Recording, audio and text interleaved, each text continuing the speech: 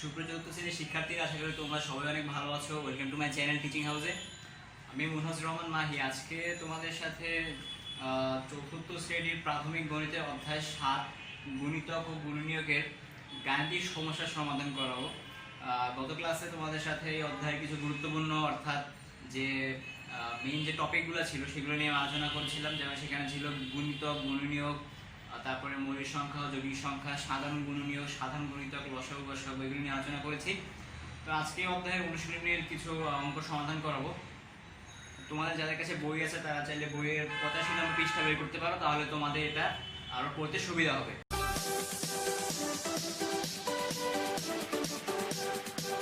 আচ্ছা, প্রথমে আমরা যদি 85 পৃষ্ঠার 1 নম্বর অঙ্কটা দেখি। 1 নম্বর অঙ্কটাতে বলা হয়েছে যে নিচের সংখ্যাগুলো 3টি করে গুণিতক নির্ণয় করতে এবং এগুলো ছোট থেকে বড় ক্রমে সাজাতে হবে। তোমাদের পরীক্ষায় লিখতে হলে কিন্তু একটু বাড়তি কথা লিখতে হবে। এখানে লিখতে হবে যে 11-এর গুণিতকগুলো নিম্নে দেওয়া হলো, অথবা 11 গুণিতকগুলো নির্ণয় করা হলো। তারপরে তোমরা যেটা লিখবা যে 11 গুণ 1 সমান হবে 11। 11 গুণ 2 দিলে হবে 22। 11 গুণ 3 দিলে হবে 33। তো আমরা 11-র 3টা গুণিতক নির্ণয় করছি। যেহেতু এখানে 3টা গুণিতক নির্ণয়ের কথা বলা হয়েছে, তাই আমরা এখানে 3টা গুণিতক নির্ণয় করেছি। তো এখন যেটা বলছে যে ছোট থেকে বড় আকার সাজাতে হবে। এখন ছোট থেকে বড় আকার সাজানোর জন্য প্রথমে কি করতে হবে? সবার আগে থাকবে ছোটটা, তারপরে থাকবে আবার শেষে থাকবে, সবচেয়ে শেষে থাকবে বড়টা। তো এখানে তোমাদের আরেকটা কিছু কথা লিখতে হবে যে 11-এর নির্ণয় 3টে গুণিতকগুলোকে ছোট থেকে বড় আকার সাজানো হলো, এবং কিছু কথা লিখতে হবে। যেহেতু সময় স্বল্পতা আমি লিখতে পারছি না আসলে। আমরা প্রথমে লিখবো হচ্ছে 11, তারপরে হবে 22, তারপরে হবে 33। তবে বাকি অঙ্কগুলো একদম পুরো সেম ভাবে করতে হবে। একের সবগুলো অঙ্ক প্রায় সেম।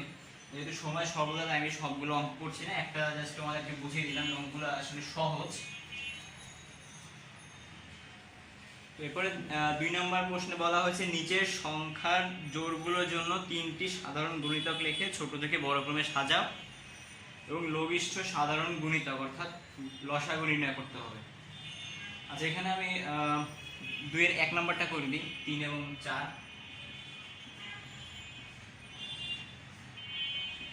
আচ্ছা, এখানে প্রথমে 3-এর গুণিতক নির্ণয় করতে হবে।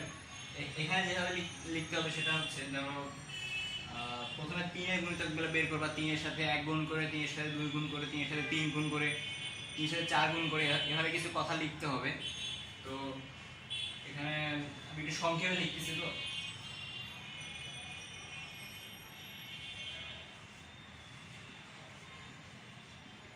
3-এর গুণিতকগুলো হলো, 3-এর গুণিতকগুলো লিখবো এখানে।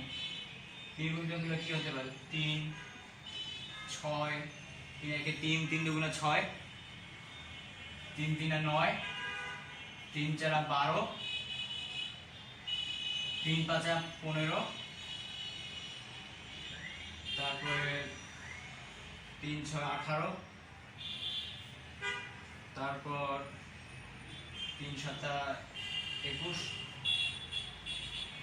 তারপর 3 8 24, 3 9 27, তারপরে 3 10 30। আচ্ছা, এবার আমরা 4-এর গুণিতকগুলো যদি দেখি, 4-এর গুণিতকগুলো হবে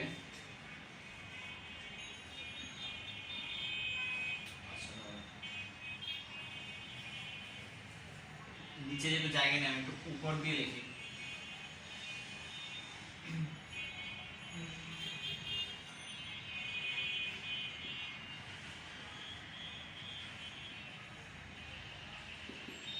চার একে 4, 4 দুগুণে 8, 3 4 12,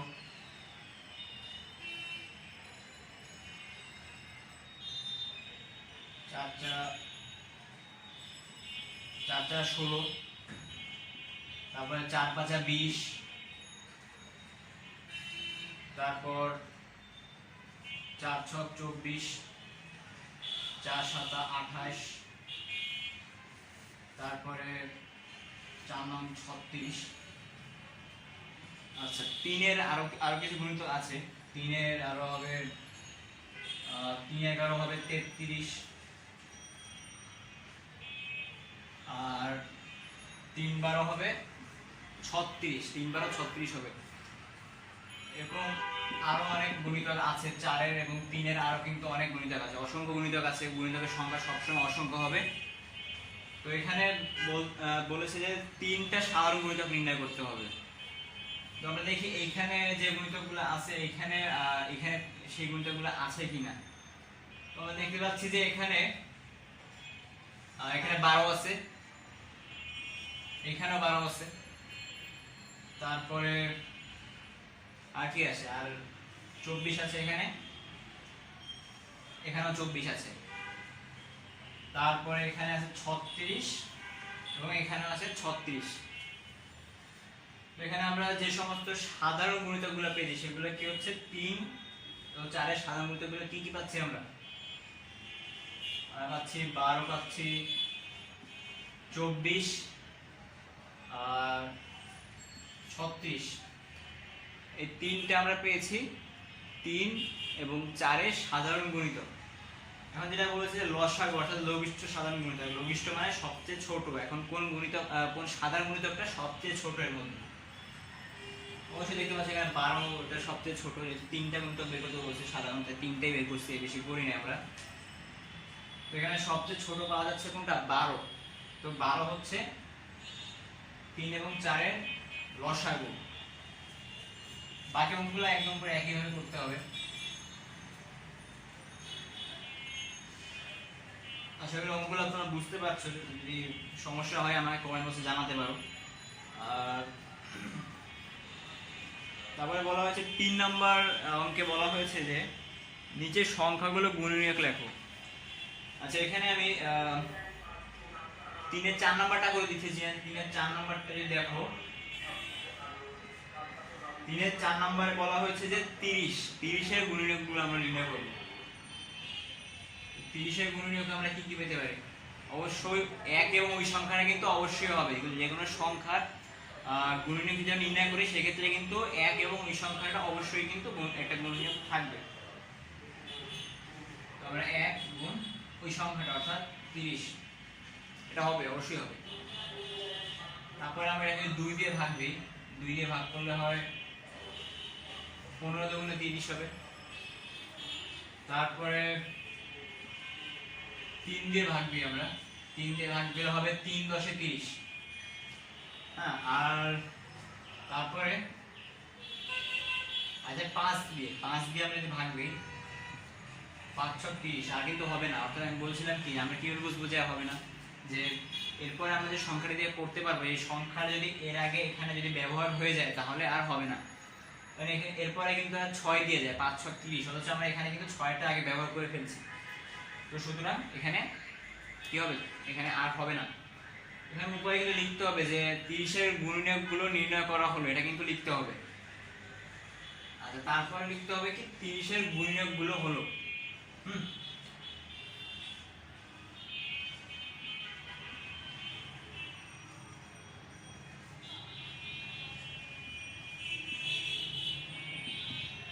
30 এর গুণনীয়ক আমরা কি কি পাচ্ছি? 1 2 3 5 6 10 15 30।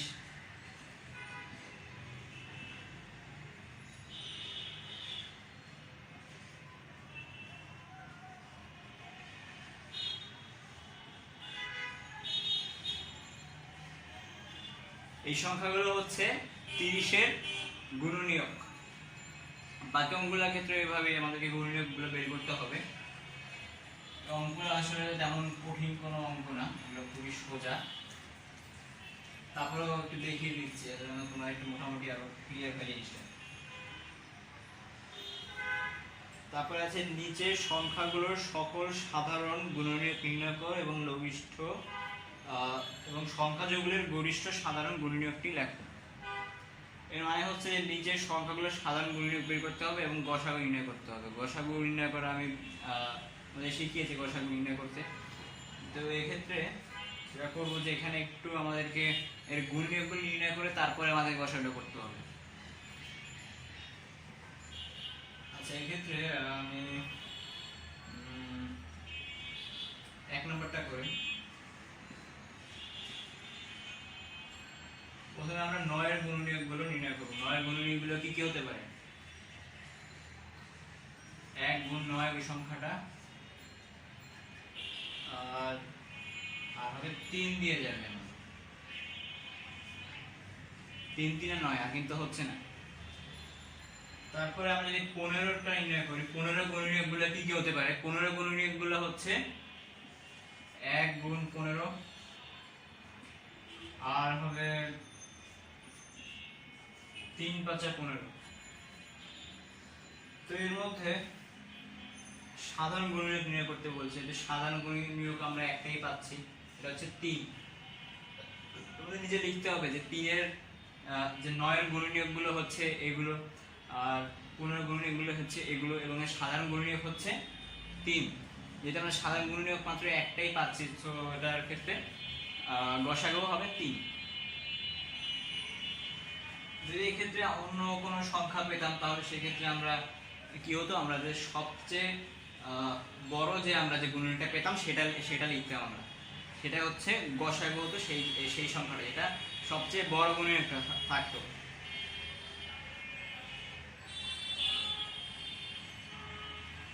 তারপরে লঘিষ্ঠ সাধারণ গুণিতক ও গরিষ্ঠ সাধারণ গুণনীয়ক নির্ণয় করো। আচ্ছা, এক্ষেত্রে আমি 5 এর 2 নাম্বারটা করে। 5 এর 2 নাম্বারটা হচ্ছে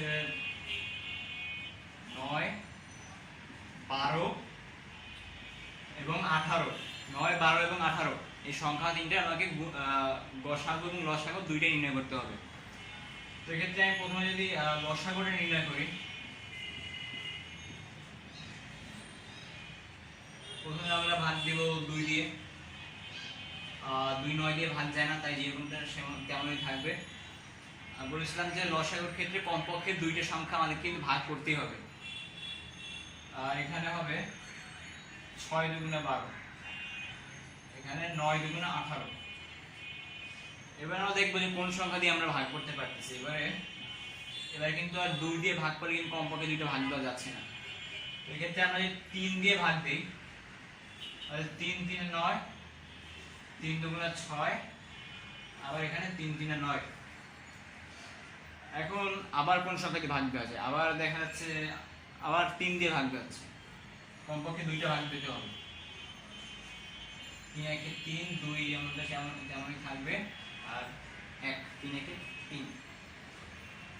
তো এখন এক্ষেত্রে কি হবে? 9 12 এবং 18 লসাগু কিভাবে করব আমরা? এই যে সবগুলো সংখ্যাকে আমরা গুণ করে দেব, অর্থাৎ হবে 2 গুণ 3 গুণ 3 গুণ 2, অর্থাৎ হবে 36।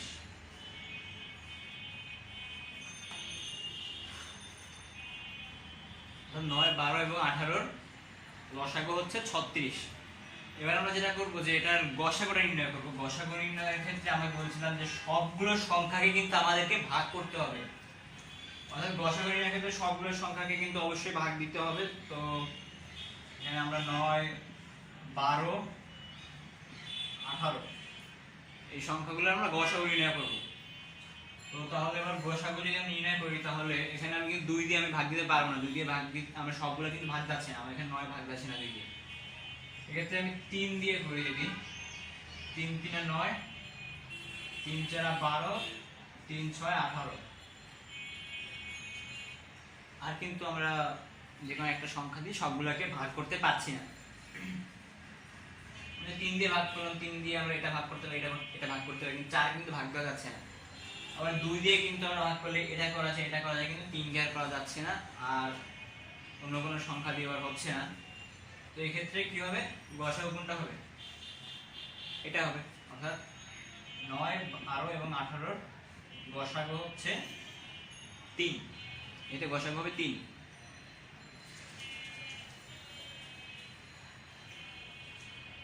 আচ্ছা, তারপর 6 নম্বরে দেখো কিছু খালি ঘর দেওয়া আছে। এখানে খালি ঘরের মধ্যে আমাদেরকে 2, 3 ও 5 বসিয়ে আমাদেরকে যোগী সংখ্যা করতে হবে। এখানে তোমরা যে কোনো সংখ্যা বসাতে পারো এবং সংখ্যাটা বসানোর পরে তোমরা এখানে গুণ করে দিবা, এটা আসলে তেমন কঠিন কিছু না। তারপরে 7-এ বলা হয়েছে যে এখান থেকে 2, 3 এবং 5-এর গুণিতক বলে নির্ণয় করো। আমি বলছিলাম যে এক্ষেত্রে অনেক সময় যে কোনো সংখ্যা দেওয়ার পরে যদি বলা হয় এটা কোন সংখ্যার গুণিতক, সেক্ষেত্রে আমরা কি করবো, যে সংখ্যাগুলো দেওয়া আছে সেগুলো দিয়ে আমরা ভাগ করবো। এখানে দেখো 2, 3 এবং 5 দেওয়া আছে। 2, 3 এবং 5 দেওয়ার মানে হচ্ছে আমরা এখানে 2, 3 এবং 5 দিয়ে সংখ্যাগুলোকে আমরা ভাগ করবো। এখানে যে সমস্ত সংখ্যাগুলো দেওয়া আছে এগুলোকে আমরা ভাগ করবো, অর্থাৎ যে সংখ্যাগুলো দেখবা যে 2 দিয়ে ভাগ যাচ্ছে সেগুলো হবে 2 এর গুণিতক, এবং যেগুলো আমরা 3 দিয়ে ভাগ করতে পারছি সেগুলো 3 এর গুণিতক, যেগুলোকে আমরা 5 দিয়ে ভাগ করতে পারছি সেগুলো হচ্ছে 5 এর গুণিতক। একটা সংখ্যা কিন্তু একাধিক সংখ্যা কিন্তু গুণিতক হতে পারে। আশা করি তোমরা নিজেরা পারবা। এখন আমি তোমাদেরকে যেটা অঙ্কটা করে দিচ্ছি সেটা হচ্ছে 8 নম্বর অঙ্কটা। 8 নম্বর অঙ্কটা তোমরা দেখো যে এখানে কি বলা হয়েছে, তোমাদের যদি বই আর থাকলে তোমরা একটু দেখো যে দুইটি ঘন্টার মধ্যে ক ঘন্টাটি প্রতি 8 মিনিট অন্তর এবং খ ঘন্টাটি 6 মিনিট অন্তর বাজে। ঘন্টা দুইটি দুপুর 12টায় একত্রে বাজে। পরবর্তী কোন সময় ঘন্টা দুইটি একত্রে বাজবে? আচ্ছা, এখানে বলা হচ্ছে যে একটা ঘন্টা বাজে 8 মিনিট অন্তর, একটা বাজে 6 মিনিট অন্তর। অন্তর মানে কি? অন্তর মানে হচ্ছে পার্থক্য, অর্থাৎ ব্যবধানে। একটা ঘন্টা বাজে 8 মিনিট পর পর, আর একটা ঘন্টা বাজে 6 মিনিট পর পর। তো একটা ঘন্টা যদি বাজে মানে 8 মিনিট পর পর যে ঘন্টাটা বাজে সেটা যদি মনে করো 12টার সময় বাজে, তাহলে পরেরটা বাজবে 12টা 8 মিনিটে, এরপরে বাজবে 12টা 16 মিনিটে, তারপরে বাজে 12টা 24 মিনিটে। এভাবে করে সেটা বাজতে থাকবে 8 মিনিট পর পর। তবে এখানে বলা হয়েছে যে 12টার একত্রে বাজে, অর্থাৎ এই 6 মিনিট পর পর এবং 8 মিনিট পর পর যে ঘন্টা দুইটা বাজছে, এই ঘন্টা দুইটা 12টার সময় একত্রে বাজে, অর্থাৎ দুপুর 12টা বলা হয়েছে, দুপুর 12টায় একত্রে বাজে। তো ঘন্টা দুইটি পরবর্তী কোন সময় একত্রে বাজবে, এখানে আমাদের কি নির্ণয় করতে হবে? সবচেয়ে কম পক্ষে আমাদের সর্বনিম্ন সময়টা আমাদের নির্ণয় করতে হবে। এরপরে 12টার পরে সর্বনিম্ন কোন সময় ঘন্টা দুইটা একত্রে বাজবে, এখানে কিন্তু সর্বনিম্ন, অর্থাৎ আমাদেরকে ছোট জিনিসের কথা বলা হয়েছে। তো এক্ষেত্রে কি করতে হবে? লসাগু করতে হবে, লঘিষ্ঠ। আমি বলেছিলাম যে লঘিষ্ঠ মানে ছোট। তো এখানে যেহেতু লসাগু নির্ণয় করতে হবে, তো আমরা এখানে কি করব, আমরা এই 6 এবং 8-এর যে লসাগুটা নির্ণয় করব সেটা হচ্ছে যে কত মিনিট পরে দুইটা একত্রে বাজবে, সেটা হবে এর মান। তো এক্ষেত্রে তোমার কিছু কথা লিখতে হবে যে এখানে 6 এবং 8-এর লসাগুই হবে এটি পরবর্তী কত মিনিট পরে বাজবে সেই মানটা, অথবা যে এই দুইটা সংখ্যার যে লসাগু হবে সেটাই হবে নির্ণয় পরবর্তী সময়। তো এক্ষেত্রে আমরা কি করব, 6 এবং 8-এর আমরা প্রথমে লসাগু করব। 6 আমরা লিখলাম এবং 8 লিখলাম। 6 এবং 8-এর লসাগু করব। 6 এবং 8-এর লসাগুর ক্ষেত্রে আমরা কি রেখেছি যে কমপক্ষে দুইটি সংখ্যা আমরা বলছি ভাগ করতে হবে লসাগুতে। এখানে দুটি সংখ্যাই আছে, তো আমরা এখানে প্রথমে 2 দিয়ে আমরা ভাগ করিয়ে দিই। 2 দিয়ে ভাগ করলে হবে কি, এখানে হবে 3, এখানে হবে 4, আর কিন্তু হবে না। তো এক্ষেত্রে কি হবে, এরপরে তোমাদেরকে পরে লিখতে হবে যে ঘন্টা দুইটি পরবর্তী সময় বাজবে। তারপরে লেখার পরে লিখতে হবে যে 2 গুণ 3 গুণ 4 মিনিট পর, ঘন্টা দুইটি একত্রে বাজে এত মিনিট পর। ঠিক আছে, এক্ষেত্রে আমি যদি গুণ করি তাহলে গুণ করলে হবে 24 মিনিট।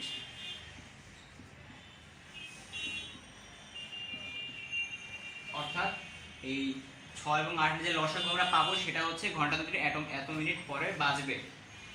এখানে পাচ্ছি কি 24 মিনিট পর আবার একত্রে বাজবে। এখন 24 মিনিট পর একত্রে বাজার মানে হচ্ছে, যেহেতু এখানে বলা হয়েছে যে দুপুর 12টায় ঘন্টা দুইটা একত্রে বাজে, অর্থাৎ ঘন্টা দুইটা পরবর্তী সময় কখন বাজে, বাজবে অবশ্যই 12টার সাথে 24 মিনিটের যোগ হবে, অর্থাৎ 12টা 24 মিনিটে একত্রে বাজবে।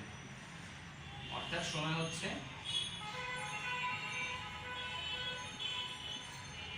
দুপুর 12টা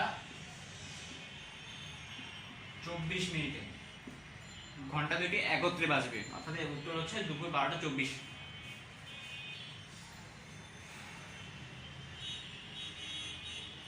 এর পরের অঙ্কটা তোমরা দেখো যে এখানে কি বলা হয়েছে, আমার কাছে 36 সেন্টিমিটার লম্বা 24 সেন্টিমিটার চওড়া একটি কাগজ আছে, আমি বর্গ আকৃতির কাগজ দিয়ে কাগজের পৃষ্ঠাটি ঢাকতে চাই, সম্ভব সবচেয়ে বড় কাগজের বর্গটির বাহুর দৈর্ঘ্য কত।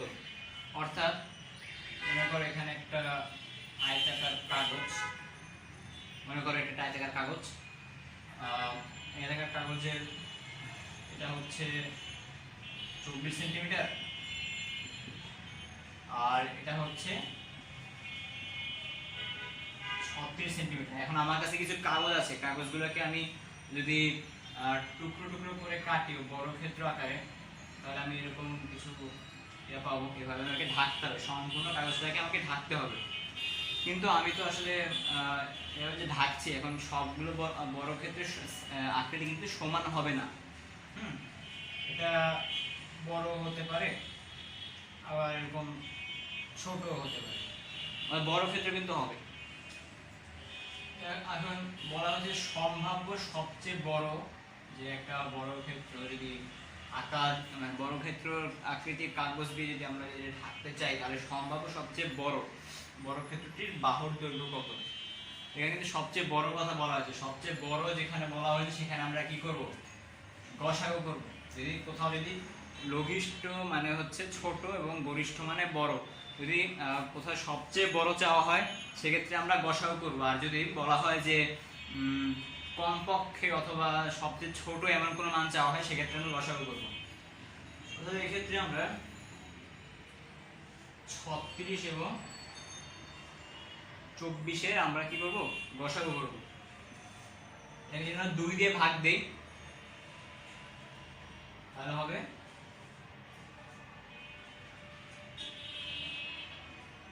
18 আর এটা হবে 12।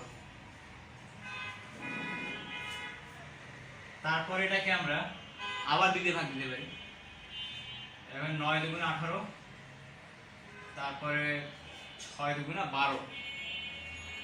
এবার আমরা কি দিয়ে ভাগ দিই, এবার 2 দিয়ে ভাগ দিতে যাচ্ছে না, যেহেতু আমাকে সবগুলোকে ভাগ দিতে হবে, তো এখানে আমরা আবার 3 দিয়ে ভাগ দিতে পারি, 3 3 9 আর 3 দুগুণে 6। তো আমরা এখানে এখন যেটা করলাম, এখন আর কিন্তু ভাগ করা যাচ্ছে না, এক্ষেত্রে আর কিন্তু ভাগ হয় না। তো এক্ষেত্রে আমরা কি করব, এখন আমরা এটার গসাগু নির্ণয় করব। এটা গসাগু হবে 2 গুণ 2 গুণ 3 গুণ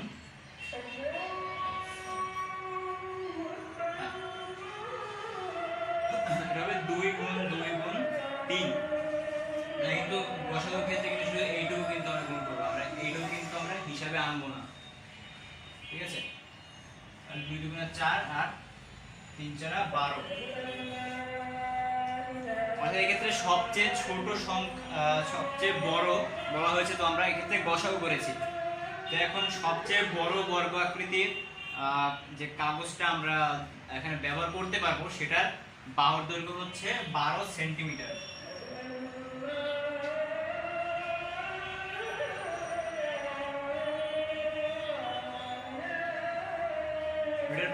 তো তাহলে এর উত্তর হবে কত, 12 সেন্টিমিটার হবে। আমি কিন্তু সংক্ষেপে করতেছি, তোমাদেরকে তার কিন্তু কথা লিখতে হবে এখানে, যেমন তোমার স্কুলে কিন্তু বলা হয় এখানে কিছু কথা লিখতে, তোমরা আবার সংক্ষেপে আবার পরীক্ষা হলে আবার লিখো না, তাহলে কিন্তু তার সাথে মার্ক দিবে না। তারপরে 10 নম্বর প্রশ্নে যেখানে বলা হয়েছে, 10 নম্বর প্রশ্নটা বলা হয়েছে যে এখানে 7 সেন্টিমিটার লম্বা ও 5 সেন্টিমিটার চওড়া আয়তাকার টালিকে সাজিয়ে পাশের চিত্রের মতো ক্ষুদ্রতম বর্গ বিশিষ্ট বাহু বিশিষ্ট বর্গ তৈরি করতে চাইলে কত সেন্টিমিটার বাহু বিশিষ্ট ক্ষুদ্রতম বর্গ তৈরি করা যাবে। আচ্ছা, তো এখানে যেটা বলা হয়েছে যে এখানে এরকম একটা বড় আয়তাকার ক্ষেত্র দেওয়া আছে, অর্থাৎ আয়তাকার একটা একটা চতুর্ভুজ দেওয়া আছে। আমাদের কি করতে হবে, এরকম একটা টালি তৈরি করতে হবে। তো এরকম টালি তৈরি করলে যে আমরা যে এরকম যে একটা ইয়ে পাচ্ছি, অর্থাৎ এখানে একটা বর্গ আমরা পাচ্ছি। হ্যাঁ, তো এখানে যে বর্গ যে আমরা একটা পাবো, সেখানে আমরা এই যে আয়তাকার ক্ষেত্রগুলো থেকে যে আমরা যে একটা বর্গ তৈরি করবো, সেই বর্গটা যে ক্ষুদ্রতম বর্গটা হবে, সেই ক্ষুদ্রতম বর্গটার এক বাহুর দৈর্ঘ্য আমাদের নির্ণয় করতে হবে। হ্যাঁ, এই যে বলা হয়েছে ক্ষুদ্রতম কথা বলা হয়েছে, ক্ষুদ্রতম কথা মানে হচ্ছে কি লসাগু করতে হবে। লঘিষ্ঠ মানে সবসময় কি ছোট, তো এক্ষেত্রে আমরা লসাগু করব। এখানে আছে আয়তাকার টালির বাহুর দৈর্ঘ্য দেওয়া আছে 7 এবং 5।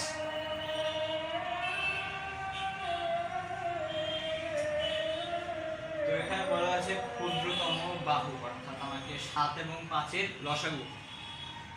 এখন 7 এবং 5 কিন্তু আমরা এমন কোনো সংখ্যা দিয়ে কিন্তু আমরা ভাগ দিতে পারছি না, যেটা আসলে আমাকে দুইটা সংখ্যা দিয়ে আমি এখানে ভাগ করতে পারবো, এমন সংখ্যা কিন্তু আমি পাচ্ছি না। তো এখানে কি করবো, লসাগুর ক্ষেত্রে কি করতে হয়, এখানে তাহলে এখানে গুণ করে দেবো।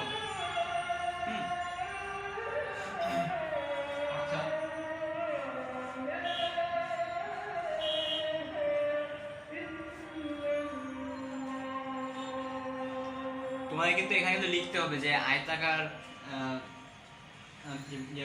বর্গাকার আয়তাকার ক্ষেত্রের যে বাহুর দৈর্ঘ্য, অর্থাৎ দৈর্ঘ্য প্রস্থ যে দেওয়া আছে, সেই দৈর্ঘ্য প্রস্থের লসাগু হবে সেই নির্ণয় ক্ষুদ্রতম বর্গক্ষেত্রের যে বাহুর দৈর্ঘ্যের যে লসাগুটা করবে, সেটা বাহুর দৈর্ঘ্য হবে সেই ক্ষুদ্রতম বর্গটি। অর্থাৎ আমরা যে এখানে যে বর্গটা নির্ণয় করব, সেটা হচ্ছে এই 7 এবং 5 এর লসাগু। তো এখানে 7 এবং 5 এর আমরা লসাগু নির্ণয় করতে গেলে আমরা দেখতে পাচ্ছি যে কোনো সংখ্যা আমরা পাচ্ছি না, যেগুলো থেকে আমরা আসলে দুইটা সংখ্যা ভাগ করতে পারি, আমরা এখানে গুণ করব। এক্ষেত্রে কি হবে, 35। তো এটাই হচ্ছে এটার উত্তর। অর্থাৎ যে ক্ষুদ্রতম বর্গটা আমরা পাবো, সেটা এক বাহুর দৈর্ঘ্যটা হচ্ছে 35 সেন্টিমিটার।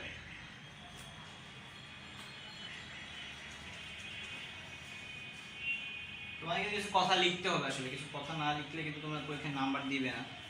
আমি সংক্ষেপে করছি, যে সময় স্বল্পতা। তারপরে 11 নম্বর প্রশ্নে বলা হয়েছে যে রাসেলের কাছে 45টি আপেল এবং 18টি কমলা আছে। রাসেল কোনো আপেল বা কমলা অবশিষ্ট না রেখে যত বেশি সম্ভব শিশুর মধ্যে এমনভাবে ভাগ করে দিতে চায় যাতে প্রত্যেকে সমান সংখ্যক আপেল ও কমলা পায়। তো রাসেল কতজন শিশুর মধ্যে এগুলো ভাগ করে দিতে পারবে এবং প্রত্যেক শিশু কয়টি করে আপেল ও কমলা পাবে? এখানে বলা হয়েছে কি, রাসেল যে এমনভাবে ভাগ করে দিতে চায় যাতে প্রত্যেকে সমান সংখ্যক আপেল ও কমলা পায়। সেই ক্ষেত্রে কোনো আপেল ও কমলা অবশ্যই রাখতে চায় না, এবং সে কতজন শিশুর মধ্যে ভাগ করে দিতে পারবে, অর্থাৎ সর্বোচ্চ আমরা কতগুলো শিশুর মধ্যে আমরা এটা ভাগ করতে পারবো। যেখানে সর্বোচ্চ আমরা কতগুলো ভাগ করতে, সর্বোচ্চ কতগুলো শিশুকে দেওয়া যাবে, তো এক্ষেত্রে আমরা কি করব, গসাগু করব।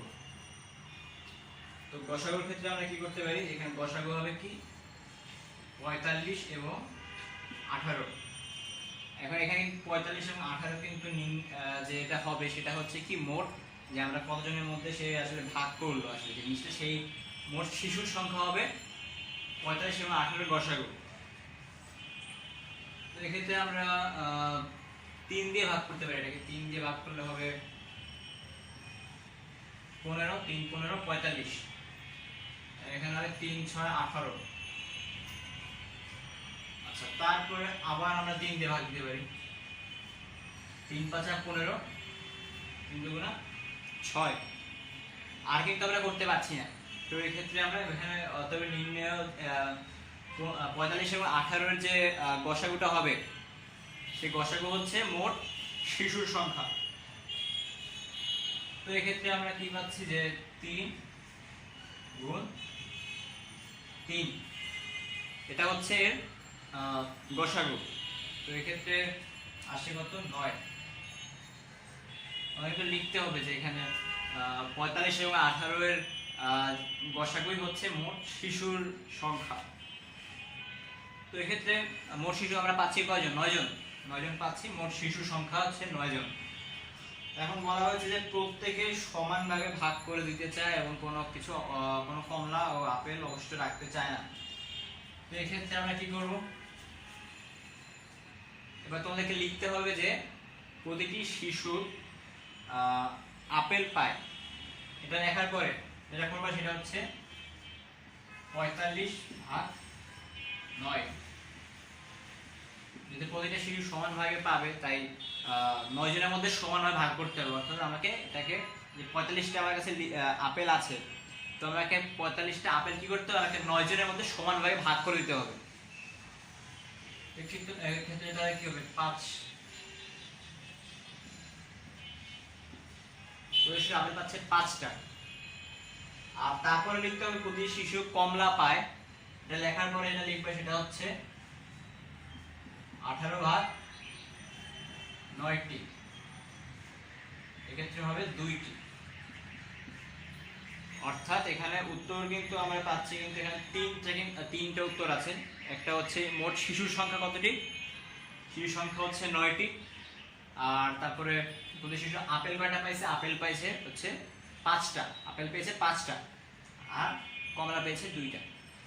এটা হচ্ছে এই প্রশ্নের উত্তর। তো আজকে তোমাদের সাথে আসলে এই অধ্যায়ে যে সমস্ত সমস্যাগুলো আসলে ছিল আসলে সেগুলো নিয়ে আলোচনা করলাম।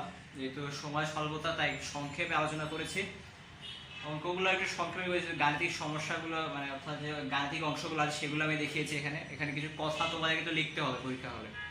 পরীক্ষায় যখন খাতা যখন লিখবা আসলে তখন এটাকে একটু আরো বিস্তারিত লিখতে হয়। তবে যেহেতু আজকে তোমাদের পরীক্ষা হচ্ছে না, তো পরীক্ষা যেহেতু হচ্ছে না তার মানে এই না যে তোমরা আসলে এগুলো বুঝবা না, অর্থাৎ এগুলো পড়ার দরকার নেই এরকম মনে করবা না। সবকিছুই পড়ার দরকার আছে। এটা তোমাদের এখন হয়তো পরীক্ষায় আসছে না, যেহেতু তোমাদের বার্ষিক পরীক্ষা হবে না, কিন্তু পরে কিন্তু তোমাদের কিন্তু এই জিনিসটা একটু কাজে লাগবে। তো যখন মনে করো তোমার কাছে যদি কেউ যদি এরকম কোনো অঙ্ক যদি দেয় তোমাকে, তখন কিন্তু তোমার কিন্তু অঙ্কটা সমাধান কিন্তু করতে হবে। তখন কিন্তু একটু বিস্তারিতভাবে কিন্তু ব্যাখ্যা কিন্তু দিতে হবে। তো আজকের অধ্যায়ের গাণিতিক সমস্যাগুলো এই পর্যন্ত ছিল। তো তোমাদের যদি কোনো প্রকারের প্রশ্ন থাকে অধ্যায় সম্পর্কে, অর্থাৎ অধ্যায় এই অঙ্কগুলো সম্পর্কে যদি কোনো প্রকারের মতামত থাকে, সেক্ষেত্রে আমাকে কমেন্ট বক্সে জানাতে পারো। তো তোমাদের সাথে আমি আগামী ক্লাসে নতুন কোনো অধ্যায় নিয়ে আমি হাজির হব। ততদিন পর্যন্ত তোমার সাথে ভালো থাকো, সুস্থ থাকো। ধন্যবাদ সবাই।